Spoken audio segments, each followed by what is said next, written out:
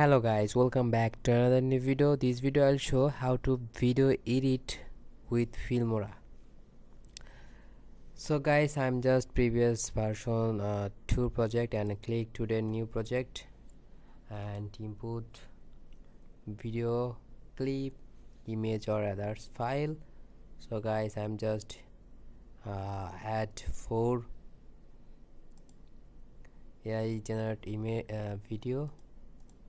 So just click 4 and input here and just add my editor.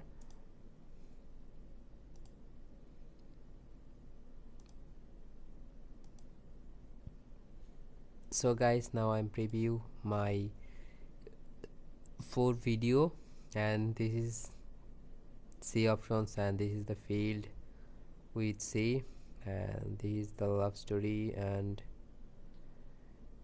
so guys,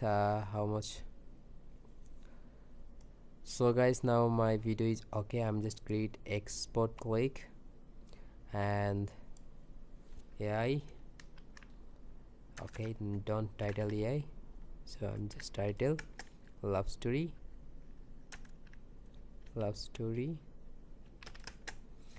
Okay, and click export.